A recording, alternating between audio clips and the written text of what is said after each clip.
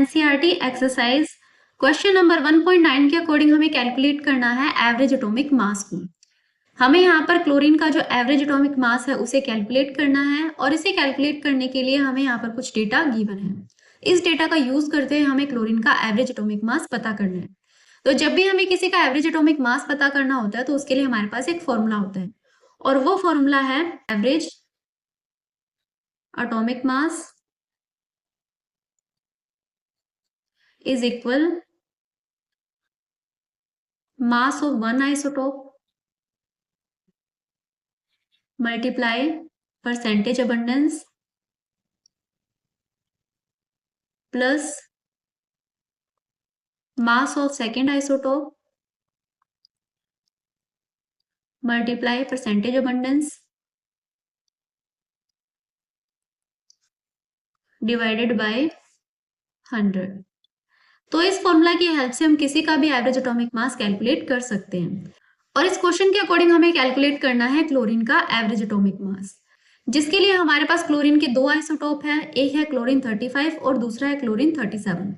Chlorine 35 की जो percentage natural abundance है वो है 75.77 और इसका मोलर मास है 34.9689 और जो क्लोरीन 37 है इसकी परसेंटेज नेचुरल अबंडेंस है 24.23 जिसका मोलर मास है 36.9659।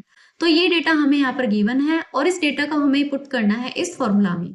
तो हमारे पास मोलर मास है पहले आइसोटोप का जो कि है 34.9689 और इसे मल्टीप्लाई करना है हमें परसेंटेज अबंडेंस से। तो क्लोरीन 35 की जो परसेंटेज नेचुरल अबंडेंस है वो है 75.77। तो हम यहाँ पर लिखेंगे 75.77। इसके बाद में आएगा प्लस और यहाँ पर आएगा मास ऑफ सेकेंड आइसोटोप। तो जो सेकेंड आइसोटोप है उसका मास है 36.9659। यहाँ पर हम लिखेंगे 36.9659 और इसे मल्टीप्लाई करेंगे परसेंटेज नेचुरल अबंडेंस से। क्लोरीन 37 की जो नेचुरल अबंडेंस है वो है 24.23। यहाँ पर हम लिखते हैं 24.23 और इन सभी को डिवाइड करेंगे हम 100 से।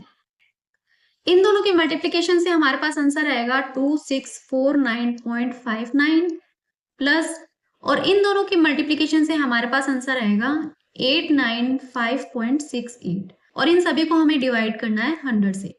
इसके बाद में इन दोनों नंबर्स को प्लस करने पर हमारा रिजल्ट आता है 3545.27 डिवाइडेड बाय 100 और जब हम इन्हें डिवाइड करते हैं हमारे पास आंसर आएगा 35.45। तो हमारा जो एवरेज एटॉमिक मास आता है क्लोरीन के लिए वो है 35.45। तो इस क्वेश्चन का जो हमारा आंसर है वो है 35.45 और इसी के साथ में हमारा ये जो क्वेश्चन है वो भी कंप्लीट होता है।